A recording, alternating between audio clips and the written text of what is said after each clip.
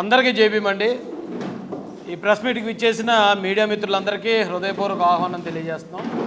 ఈరోజు ఈ press meet నిర్వహించడానికి గల కారణం ఏంటంటే, రాష్ట్రంలో అరాచకాలు సృష్టిస్తూ అల్లర్లు క్రియేట్ చేద్దామని జగన్మోహన్ రెడ్డి గారు అపాయింట్ చేసిన కొద్దిమంది గూఢచారుల్ని ఈరోజు మీకు పరిచయం చేద్దామని ఈ ప్రెస్ మీట్ పెట్టడం జరిగింది. అలాగే కొన్ని ఆధారాలు కూడా మా దగ్గర ఉన్నాయండి. ఆధారాలు ఈవేళ మీడియా మిత్రుల ద్వారా ఆంధ్రప్రదేశ్ రాష్ట్ర ప్రజలందరికీ చూపించాలనే ఉద్దేశంతో మేము ఈ ప్రెస్ మీట్ నిర్వహించడం జరుగుతుంది. ఈ కార్యక్రమానికి నాతో పాటు ఇచ్చేసిన తెలుగుదేశం పార్టీ కార్యకర్తల నాయకులందరి తరఫున కూడా మీ అందరికీ హృదయపూర్వక స్వాగతం తెలియజేస్తూ, జగన్మోహన్ రెడ్డి గారు కొంతమంది గూఢచారుల్ని నియమించారండి. వాళ్ళు ఎలా ఉంటారంటే, వాళ్ళు జగన్ కోసమే పనిచేస్తూ ఉంటారు. కానీ వాళ్ళ ముసుగులు ఎలా ఉంటాయంటే, కొన్నిసార్లు మేము దళితులు అంటారు, కొన్నిసార్లు మేము పలానా పార్టీకి చెందిన వాళ్ళం, మాకు వైసీపీతో సంబంధం లేదు, మేము వేరే పార్టీ వాళ్ళం అంటారు. మరి కొన్నిసార్లు ఇలా అంటానని ఏమనుకోకండి, మేము జర్నలిస్టులు అంటారు. ఇంకొంతమంది మేము కాపు నాయకులు అంటారు. కానీ వీళ్ళందరి ఈ కండువాలన్నిటి వెనక వైసీపీ కండువ ఉంటుంది. ఎందుకు చెప్తున్నాను ఇదంటే, మీకు ఉదాహరణకి జర్నలిస్టులు అనగానే మీరు నన్ను అపార్థం చేసుకోవద్దండి. ఎందుకంటే తెలంగాణలో ప్రొఫెసర్ నాగేశ్వర అని ఒక ఆయన జర్నలిస్ట్ అని చెప్పుకుంటారు. ఆయన జర్నలిస్ట్ అయితే అయి ఉండొచ్చు, కానీ కంప్లీట్గా ఆయన వైసీపీ కోసం పనిచేస్తూ మొన్న పవన్ కళ్యాణ్ గారి కోసం, అమిత్ షా గారి కోసం జరిగినట్టు ఆయన చెప్పి, మేము ఎప్పుడైతే ప్రశ్నించామో ముందు ఆయన జర్నలిస్టులను అవమానించారన్నారు. ఆ తర్వాత తెలంగాణ వాదం కూడా ఎత్తుకొచ్చి, ప్రాంతీయవాదం కూడా తీసుకొచ్చి, మా తెలంగాణ వాళ్ళని మీరు ఇలాగ అంటారా అని ప్రాంతీయ కండువ కూడా తీశారు. అలాగే ఇప్పుడు ఎవరో కేవీఆర్ అని ఒక ఆయన తెలంగాణలో ఉంటాడు. ఆయన విపరీతంగా మా కూటమి పార్టీని, చంద్రబాబు నాయుడు గారిని, లేకపోతే మరొకరిని తిడుతూనే ఉంటాడు. ఆయన మీద కానీ పోలీసులు యాక్షన్ తీసుకుంటే, మేము తెలంగాణ వాళ్ళం, మా తెలంగాణ మనోభావాలు గాయపరిచారని తెలంగాణ వాదానికి అంటగట్టే ప్రయత్నం చేస్తున్నారు. సేమ్ అలాంటి గూఢచారులు ఇక్కడ కూడా ఉన్నారు. ఉదాహరణకి ఇప్పుడు రాష్ట్రంలో ఒక ఇద్దరు అలాంటి గూఢచారులు మనం చూస్తే, ఒకటి జాడ శ్రవణ్ కుమార్, రెండు ఇప్పుడు ప్రశ్న రావణ అని చెప్తున్నారు, ప్రశ్న జోసెఫ్ అంటున్నారు, రకరకాలుగా చెప్తున్నారు. ఆయన పేరేంటో నాకు కూడా పూర్తిగా తెలియదు. వీళ్ళిద్దరూ ఏజెంట్లని ఎలా చెప్పగలుగుతారు? రాయేష్, నీ దగ్గర ఉన్న ఆధారం ఏంటని మీరు అడగొచ్చు. ఈ రోజున నా తెలియక అడుగుతానండి, ఆ ప్రశ్న Ravan or Joseph or something else ఆయన కొన్ని కామెంట్లు చేశాడు. పబ్లిక్గా కొన్ని కామెంట్లు చేసినప్పుడు పోలీసు వారు దానికి తగ్గ చట్ట ప్రకారం కేసు కట్టారు, వారిని తీసుకొచ్చారు, కోర్టులో సబ్మిట్ చేశారు. ఇదెంత చిన్న విషయం ఇది. ఈ చిన్న విషయాన్ని పట్టుకుని అక్కడ దళితులు అని చెప్పి దళిత ముసుగేసుకున్న కొంతమంది వైసీపీ కార్యకర్తలు దళితులుగా మా మనోభావాలు గాయపరిచారని పోలీస్ స్టేషన్ మీదకి వెళ్ళి ధర్నా చేస్తానంటారు. పోలీసుల విధులకు ఆటంకం కలిగిస్తారు. ఇంకో పక్కన ఈ వైసీపీ మొత్తం అన్ని మీడియాల్లో కూడా ఇదేదో అక్రమ అరెస్టు, ఏదో అన్యాయంగా ఎవరినో హింస పెట్టారని చెప్పి తప్పుడు ప్రచారం చేస్తారు. ఏంటండి? నేను ఆయన గురించి అడుగుతున్నాను. ఆ ప్రశ్న రావణ్ గారు, ఆయన పేరు ఎందుకు దాచుకోవాల్సి వచ్చిందండి ఇప్పటి వరకు? ఇప్పుడు నా పేరు రాజేష్ సరిపెల్ల, నన్ను అందరూ రాజేష్ మహాసేన్ అంటారు. కానీ నా రాజేష్ అన్న పేరు నేను మార్చుకోలేదే. ఎందుకు వైసీపీ కోసం ఇలాంటి ముసుగులు వేసుకుని వస్తున్నారు? మీ ఐడెంటిటీలు ఎందుకు దాచుకుంటున్నారు? మొన్న మీరు దళిత క్రైస్తవ సభను పెట్టారు ఏలూరులో, మంచిదే. దళిత క్రైస్తవ సభను పెట్టి మీరు మాట్లాడాల్సింది ఏంటి? 1950 ప్రెసిడెన్షియల్ ఆర్డర్ కోసం మీరు మాట్లాడి ఉండాలి. అసలు ఆ 1950 ప్రెసిడెన్షియల్ ఆర్డర్కి నారా చంద్రబాబు నాయుడు గారికి ఏంటండి సంబంధం? ఆ ప్రెసిడెన్షియల్ ఆర్డర్కి దళిత క్రైస్తవ సమస్యకి పవన్ కళ్యాణ్ గారికి ఏంటండి సంబంధం? ఆ వేదికను పట్టుకుని వీళ్ళని తిట్టాల్సిన అవసరం ఏంటి? మీరు తిట్టారు, తిట్టిన తర్వాత పోలీసు వారు చర్యలు తీసుకుంటారు కదా. చర్యలు తీసుకుంటే ఇదేదో ఇప్పుడు దళిత సమస్య అన్నట్టు ఎందుకు దళితుల్ని మీరు ఈ సమాజానికి, ప్రభుత్వానికి మీరు శత్రువులు చేయాలనే ఒక కుట్రపూరితమైన ఆలోచన ఎందుకు వెళ్తున్నారు మీరు? మేము ఈ రోజున తెలుగుదేశం పార్టీ దళిత నాయకులుగా మేము ప్రశ్నిస్తున్నాం మిమ్మల్ని. ఎందుకు దళితుల్ని హిందూ సమాజానికి, ఇతర కులాలకి, అలాగే తెలుగుదేశం పార్టీకి, జనసేనకి శత్రువులు చేయాలని ఎందుకు ప్రయత్నిస్తారా? ఏమో జగన్మోహన్ రెడ్డి గారు, మీరు మారరా? ఇంకా మీ రాజకీయాలు మారవా? ఇలాంటి పెయిడ్ ఆర్టిస్టులను పెట్టి మీరు కూటమి మీద ఇబ్బంది పెట్టేద్దాం, పవన్ కళ్యాణ్ గారిని తిట్టించేద్దామని మీ ప్రయత్నం జనాలకు తెలియదు అనుకుంటున్నారా? ఈవేళ మీడియా మిత్రులకు నేను కొన్ని ఆధారాలు చూపిస్తాను. ఎవరైతే జడ శ్రవణ్ కుమార్ అన్నాడో మీరు చెప్తే నమ్మరు. ఇదంతా ప్లాన్ ప్రకారం వాళ్ళు అరెస్ట్ అవ్వడానికే చేశారు ఇది అంటానికే నా దగ్గర ఆధారం ఉంది. ఇప్పుడు చాలామంది అనుకున్నారా ఏదో మాట అంటే అరెస్ట్ చేశారు అంటలే అని చాలామంది ఒక పుకారు పెట్టారు. కానీ వాళ్ళు ఇంటెన్షనల్గా ప్లాన్ ప్రకారం అరెస్ట్ అయ్యారు, అరెస్ట్ అయ్యేలాగా వాళ్ళు ప్రవర్తించారు. ఆ అరెస్ట్ అయిన కారణంగా ప్రభుత్వాన్ని అస్థిరపరచాలని, దళితులను రెచ్చగొట్టాలనే ప్రయత్నంలో వాళ్ళు ఉన్నారంటానికి వాళ్ళు ఇంటర్నల్గా మాట్లాడుకున్న ఒక సమావేశంలో ఉన్న వాయిస్ నా దగ్గరకు వచ్చింది. ఆ వాయిస్ నేను వినిపిస్తాను. అప్పుడు నిజంగా కూటమి ప్రభుత్వం ఏమైనా అన్యాయంగా అరెస్ట్ చేసిందా, లేకపోతే వీళ్ళే ప్రభుత్వాన్ని అస్థిరపరచడానికి, దళితులను రెచ్చగొట్టడానికి ప్రయత్నం చేస్తున్నారనేది ఇక ప్రజలు అర్థం చేసుకోవాలండి. నేను ఒక ఆడియో వినిపిస్తానండి. జస్ట్ ఇది ముందు దీన్ని సారాంశం చెప్తానండి. చెప్పిన తర్వాత మీకు వాయిస్ అర్థమవుతుంది. వీళ్ళు ఇంటర్నల్గా ఒక హాల్లో కూర్చున్నారు. ఒక హాల్లో కూర్చున్నాక ఈ జాడ శ్రవణ్ కుమార్ అనే అతను పక్కన ఒక కార్యకర్త ఉన్నాడు, కాకినాడ చెందినాడు. అలాంటి వాళ్ళు మనం హైలైట్ చేయడం అనవసరం. అతను ఏమన్నాడంటే, ఏమంటే మిమ్మల్ని కూటమి ప్రభుత్వం అరెస్ట్ చేస్తే నేను ట్రైన్ తగలబెడతాను, లారీ తగలబెడతాను, బస్సులు తగలబెడతాను, తగలబెట్టి నేను జైలుకి పోతాను. అప్పుడు మాత్రమే మనం డెవలప్ అవ్వగలం, అప్పుడు మాత్రమే మనం అనుకున్నది జరుగుతుంది అని అతను మాట్లాడుతున్న మాట. తర్వాత జాడ శ్రవణ్ కుమార్ ఏమన్నాడంటే, ఈ ఆడియో మీ అందరికి పంపిస్తాను. అతను ఏమన్నాడంటే, అలాంటి తెలుగు తక్కువ పని అయితే గవర్నమెంట్ చేయదు అని జాడ శ్రవణ్ అంటే, వెంటనే ఇతను అనుచరుడు ఏమన్నాడంటే, అలా జరగాలని మేము కోరుకుంటున్నాం. అంటే మీరు అరెస్ట్ అవ్వాలి, మేము ఇవన్నీ తగలబెట్టాలి, మేము నాశనం చేయాలని మేము కోరుకుంటున్నామని వాళ్ళిద్దరూ మాట్లాడుకున్న మాట. ఇంకా దీనికన్నా ఇంటర్నల్ అంశాలు నా దగ్గర చాలా ఉన్నాయి. ఒకవేళ ఇది నా వాయిస్ కాదు అని కనుక వాళ్ళిద్దరూ అంటే దీనికి సంబంధించిన పూర్తి ఆడియోని బయటపెడతాను. మీరు ఎదగాలనుకుంటే మేము వెళ్ళిపోయాలా, నిజంగా మిమ్మల్ని అరెస్ట్ చేయాలనుకోండి ఆ స్టైల్ వేరే ఉంటుంది. నిజంగా ట్రైన్ తగలబెడతాను, ఎందుకంటే తీసుకెళ్ళి ఆపరేషన్ అలా చేయగలిగిన కమిట్మెంట్ క్యాండిడేట్ మనం కంపల్సరీగా ఎంచుకోవాలి.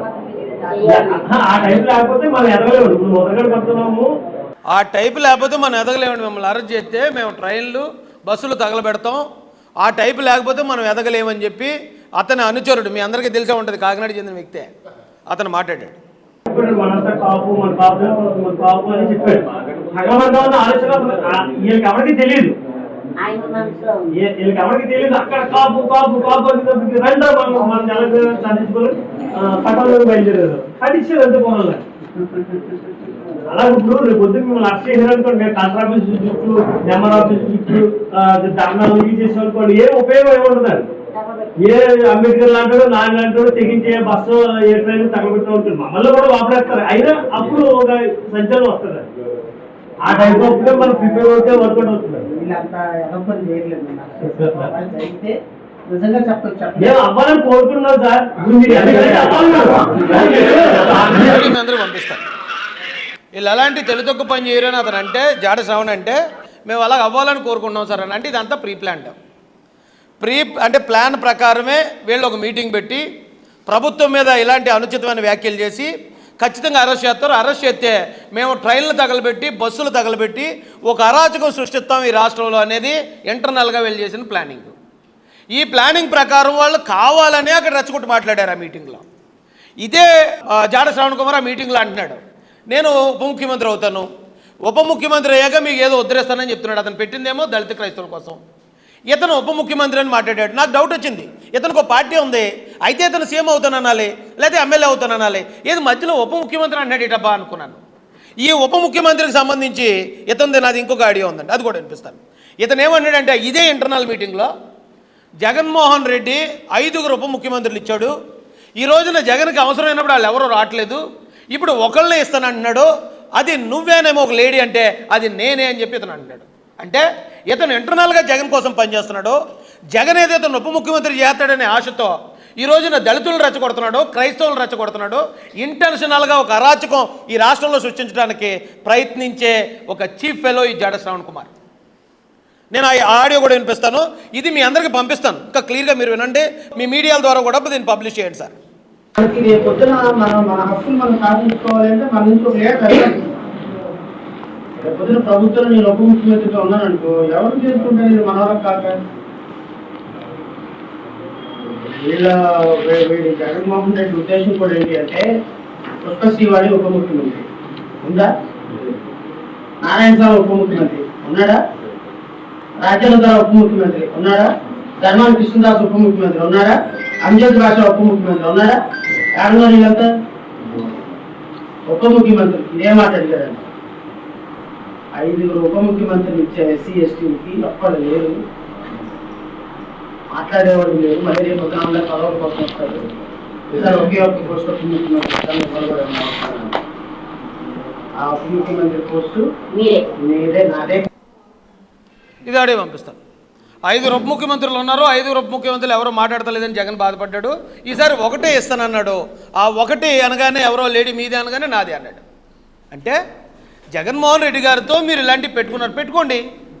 మీరు రాజకీయం చేయాలనుకున్నారు చేయండి. మీరు ఇక మేమిద్దరం మా 2 పార్టీల్లో పొత్తులోకి వెళ్తున్నామని మీరు ప్రకటించండి. మీరు ప్రభుత్వాన్ని విమర్శించండి. అది వదిలి ఈ దొంగ నాటకాలు ఏంటయ్యా, ఈ కుల రాజకీయాలు ఏంటి, ఈ మత రాజకీయాలు ఏంటి, ఎందుకు మీరు ఇలాంటి తప్పుడు పనులు చేస్తున్నారు? మొన్న ఎక్కడో ఒక సాయి కృష్ణ అని ఒక విషయం జరిగితే దాన్ని కాపులు రెచ్చగొట్టాలంటే ప్రయత్నించారు. అంతకుముందు ఒక ఆయనకి యాక్సిడెంట్ అయి చనిపోతే దాన్ని క్రైస్తవులు రెచ్చగొట్టడానికి ప్రయత్నించారు. ఇక్కడ పిఠాపురంలో స్కూల్లో చిన్నపిల్లల గొడవని కులాల గొడవలుగా చిత్రీకరించాలని ప్రయత్నిస్తారు. మల్లాంలో ఏదో జరిగితే దాన్ని కుల వెలి అని చెప్పి మీరు ప్రయత్నిస్తారు. ఏమండి, నేను ఇప్పుడు సవాల్ చేస్తున్నాను, ఇవన్నీ జరిగాయి కూటమి ప్రభుత్వంలో ఇన్ని అన్యాయాలు జరిగాయంటే రండి మనం డిబేట్ చేద్దాం. బాధితులు తీసుకురండి, మేము న్యాయం చేయిస్తాం.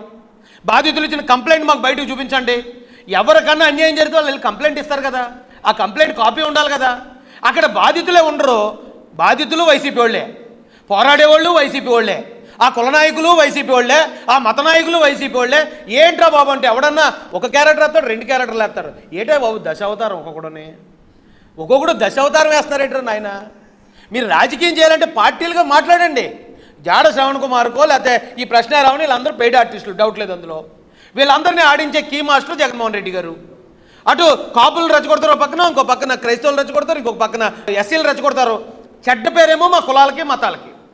ఒకవేళ దీనివల్ల ఏదైనా లబ్ధి జరిగితే జగన్మోహన్ రెడ్డి గారికి. భలే ఉందండి. అయ్యా మాకే తెలియదండి ఇప్పుడు దాకానే. మేము అడుగుతున్నాం ఈ రోజున. ఆ రావణ్ అనే ఆయన మొన్న అక్కడ కొన్ని కామెంట్లు చేశాడు. ఈ రాష్ట్రంలో ఎన్నో అన్యాయాలు జరిగిపోతున్నాయి అన్నాడు. రెండో మంచి చర్చిందాం రండి. నిజంగా అన్యాయాలు జరిగితే, చంద్రబాబు నాయుడు గారి ప్రభుత్వంలో అన్యాయాలు జరిగితే, ఏమైనా ఏ ఎమ్మెల్యే అన్నా ఎమ్మెల్సీ అన్నా డెడ్ బాడీ ఏదన్నా డోర్ డెలివరీ చేస్తే, లేకపోతే ఏ ఎమ్మెల్యే అన్నా సరే శిరోముండం చేస్తే, ఏ ఎమ్మెల్యే అన్నా ఎవరన్నా చంపేస్తే రండి, న్యాయం జరగకపోతే రండి, మేము ఉన్నాం కదయా, మేము మాట్లాడుకుంటాం, మేము న్యాయం చేయిస్తాం. బాధితులు ఉండరు, కుటుంబ సభ్యులు మాట్లాడరు, కానీ వీళ్ళొచ్చి కుల రాజకీయాలు మత రాజకీయాలు చేస్తున్నారండి. అది చాలా బాధాకరం. ఈ రోజున ఒక ఆయన ఒక యూట్యూబ్లో మాట్లాడే ఆయన తప్పు మాట్లాడాడు అని మీకు కేసు పెట్టారు. ఏమంటే నిజంగా ప్రభుత్వం చేసింది అంటున్నారు. ప్రభుత్వం చేస్తే పొద్దున్న రచితే సాయంత్రం బెయిల్ వచ్చేలా పెడతారా ప్రభుత్వ ఇన్వాల్వ్మెంట్ ఉంటే? ఈ ప్రభుత్వం అలాంటి ప్రతీకార చర్యలు కానీ ప్రతీకార అరెస్టులు కానీ చేసే ఉద్దేశం లేదు. చట్టపరంగా నువ్వు తప్పు మాట్లాడితే దానికి తగ్గ శిక్షనే పెడతారు తప్ప. ఏమంటే ఇదే పరిస్థితుల్లో జగన్మోహన్ రెడ్డి ఉన్నప్పుడు నేను ఏమీ మాట్లాడకపోయినా, నేను ఎవరిని బూతులు తిట్టకపోయినా, ఏ జగన్మోహన్ రెడ్డి గారిని ఎప్పుడు ఆడియో అనే మాట కానీ ఏకవచనం కానీ ఎటువంటి తప్పుడు మాట మాట్లాడకపోయినా నా మీద 30 కేసులు పెట్టారు. చక్కగా ఒకేసారి 9 కేసులు పెట్టి అరెస్ట్ చేసి తీసుకెళ్ళి నాకు మ్యాజిస్ట్రేట్ గారి ముందు హ్యాబిచువల్ అఫెండర్ అంటే అతను నేరాల మీద నేరాలు చేస్తూ ఉంటాడని ఆయనతో చెప్పి మ్యాజిస్ట్రేట్ గారితో 22 రోజులు రిమాండ్ చేయించారు. అలాంటి రాజకీయం ఎక్కడైనా చేస్తున్నారు? అక్కడ మేము మా గవర్నమెంట్లో ఉన్నప్పుడు చంద్రబాబు నాయుడు గారు వెళ్తున్నా, లోకేష్ గారు వెళ్తున్నా, పవన్ కళ్యాణ్ గారు వెళ్తున్నా, వైసీపీ కార్యకర్తలు అడ్డంగా నిలబడి రౌడీని చేసేవారు. ఇప్పుడు మేము ఎవరైనా చేస్తున్నాం అలాగా? అరే మీరు మీటింగ్లు పెట్టుకోండి, మీరు మాట్లాడుకోండి, కానీ చట్టానికి లోబడి మాట్లాడండి. చట్టానికి భయపడి మాట్లాడితే చట్టం చర్యలు తీసుకుంటుంది. ఇక్కడ ప్రభుత్వం కానీ ఇక్కడ ఉన్న కార్యకర్తలు కానీ మేమేం చేయం. ఇప్పుడు ఆయన్ని తీసుకెళ్ళి అక్కడ పెట్టారట పిఠాపురం స్టేషన్లో పెడితే అక్కడికి వైసీపీ కార్యకర్తలు వెళ్ళి, ఏమంటే వాళ్ళ పేర్లు కూడా చెప్పమని చెప్తాను, వైసీపీ కార్యకర్తలు వైసీపీకి కౌన్సిలర్ పోటీ చేసిన వాళ్ళు వెళ్ళి మేము దళితులు వచ్చి మేము ధర్నా చేసామని చెప్తున్నారు. దళితులకి ఏంటంటే సంబంధం? ఈ విషయంలో దళితులకి ఏంటి సంబంధం? ఏ దళితుల గురించి మాట్లాడి నేను ఇదే వ్యక్తులను అడుగుతున్నాను. గతంలో అన్ని అన్యాయాలు జరిగినప్పుడు, శిరోమండనాలు జరిగినప్పుడు, ఆ డెడ్ బాడీ డోర్ డెలివరీ జరిగినప్పుడు మరి వీళ్ళందరూ అక్కడికి వెళ్ళి ఎందుకు ఫుటేజ్ తీయలేదు? ఎందుకు ఆ బాధితుల తరపున ఆ రోజు మాట్లాడలేదు? జగన్మోహన్ రెడ్డి గారు గల మీరు రాజకీయం చేస్తే డైరెక్ట్ చేయండి. ఈవేళ అక్కడ ఏడు క్రాంతి కుమార్ అన్న దళితుడి దగ్గరికి వెళ్ళాను అన్నారు. అబ్బాయి చచ్చిపోయి ఎన్ని రోజులు అయింది? ఈవేళ వెలుగు వచ్చిందా మీకు?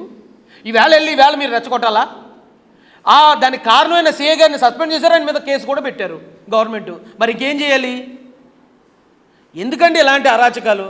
ఒక పక్కన చంద్రబాబు నాయుడు గారు, లోకేష్ గారు, పవన్ కళ్యాణ్ గారు రాష్ట్రాన్ని ఎలా అభివృద్ధి చేయాలని వాళ్ళు వెళ్తూ ఉంటే ఏంటి ఈ పనికిమాల గొడవలన్నీ తీసుకొచ్చి ఈ రాష్ట్రంలోకి వేరే పనే లేదన్నట్టు ఎందుకు ఇంత అశాంతి క్రియేట్ చేస్తున్నారు రాష్ట్రంలో? ఇదే జాడ శ్రవణ్ కుమార్ అనే వ్యక్తి గతంలో ఒక ఇంటర్వ్యూలో మాట్లాడుతూ, కావాలంటే అది కూడా ఉందని చూపిస్తాను, ఏమంటే మీరు ఎందుకు చంద్రబాబు నాయుడు గారిని మీరు వ్యతిరేకిస్తున్నారు? చంద్రబాబు నాయుడు గారిని మీరు సీట్లు అడిగారట, ₹1,00,00,000 అడిగారట సీటుకి, అది నిజమేనా అని ఒక జర్నలిస్ట్ గారు అడిగారు మీలాంటి ఆయన. నేను అడిగింది ₹1,00,00,000 కదా, 5 కోట్లు అడిగాను అన్నాడు. ఉందండి, అది కూడా ఉందండి, అది కూడా చూపించేస్తాను ఉండండి. అంటే 5 కోట్లు నీకు ఇవ్వనందుకు, నువ్వు అడిగిన సీట్లు బ్లాక్మెయిలింగ్, నీకు డబ్బులు ఇవ్వనందుకు, నీకు సీట్లు ఇవ్వనందుకు నువ్వు ఈ రోజున ప్రభుత్వాన్ని ఇలా కులం గొడవలో మతం గొడవలో రేపి అన్యాయంగా ప్రభుత్వంలో అశాంతి క్రియేట్ చేద్దాం. నువ్వు అసలు జడ్జిగా చేసి రిటైర్ అయ్యాను, నీకు తెలిసిన లా ఇదేనా ఒక జ్యుడిషియరీ నుంచి వచ్చిన వ్యక్తి చేయాల్సిన పని? ఇప్పుడు నేను కాదంటలేదండి, ప్రభుత్వం ఏం తప్పులు చేస్తే మీరు అడగండి, నేను కాదంటలే. కానీ తప్పులు చేయకపోయినా మేము తప్పుల్లా చూపిస్తాం. మేము 5 కోట్లు డిమాండ్ చేస్తాం, ఇవ్వకపోతే మేము చంద్రబాబు నాయుడు గారిని విమర్శించేస్తాం, లోకేష్ గారిని, పవన్ కళ్యాణ్ గారిని బూతులు తిట్టేస్తామంటే మరి ఈ పార్టీలో కూడా దళితులు ఉన్నాం, మాకు కూడా తెలుసు ఎవరికి ఎలా దమ్కి ఇవ్వాలి, ఎవరిని ఎలా కంట్రోల్ చేయాలి. 10 నిమిషాలు పని. ఈవేళ మీరు వచ్చి పోలీస్ స్టేషన్ ముందు మీరు ఏదో డ్రామాలు ఆడేస్తూ ఉంటే మేము వచ్చి మిమ్మల్ని కంట్రోల్ చేయడం 10 నిమిషాలయ్యా. గవర్నమెంట్లో ఉన్నాం, మేము ప్రతిపక్షంలో ఉన్నప్పుడు న్యాయంగా బిహేవ్ చేసాం, ఇప్పుడు కూడా న్యాయంగా బిహేవ్ చేస్తున్నాం. రాజేష్ ఇక్కడ ప్రెస్ మీట్ పెడుతున్నాడంటే మా పార్టీ నాయకులు తమ్ముడు అగ్రెసివ్గా వెళ్ళొద్దు, వాళ్ళు నాకు చెప్పింది అగ్రెసివ్గా వెళ్ళొద్దు అని చెప్తారు నాకు మా నాయకులు. కానీ మీరు బూతులు తిట్టండి, పవన్ కళ్యాణ్ గారిని బూతులు తిట్టండి, చంద్రబాబు నాయుడు గారిని బూతులు తిట్టండి అని పంపిస్తున్నారు. ఎంతసేపు అయ్యా మిమ్మల్ని కంట్రోల్ చేయటం మాకు? ఒకసారి ఇది వినండి. బయట నాకు మీ దగ్గరకు వచ్చే ముందు 5 సీట్లు అడిగారు, 170 దగ్గర 5 సీట్లు, మిగిలిన 170లో పోటీకి నియోజకవర్గానికి 1 కోటి నాకు ఇచ్చేయండి, 170 కోట్లు ప్లస్ 5 సీట్లు అని అడిగాడు. చంద్రబాబు నాయుడు గారు 1 కోటి కూడా ఈయన కదా, 1 లక్ష కూడా ఈయన అన్నారు, అందుకే వెళ్ళిపోయాడు అని అవతల వర్గం నుంచి వస్తున్న సమాధానం. సార్ నేను 1 కోటి కాదు 5 కోట్లు అడిగాను, నియోజకవర్గానికి 5 కోట్లు, 5 crores. ఓకే, ఇవ్వాల్సింది అర్థమైందండి, 5 సీట్లు ఇవ్వాల్సిందే. వాళ్ళు ఏమన్నారు, దేర్ ఇస్ ది మ్యాటర్. 5 కోట్లు ఇవ్వాల్సిందే, 5 సీట్లు ఇవ్వాల్సిందే, వాళ్ళు ఏమన్నారు, దేర్ అండ్స్ ద మ్యాటర్. అందుకని లేని గొడవలు క్రియేట్ చేస్తాం, లేని కుల ఘర్షణలు క్రియేట్ చేస్తాం, లేని ఇంత పబ్లిక్గా చెప్తున్నాడు ఇతను.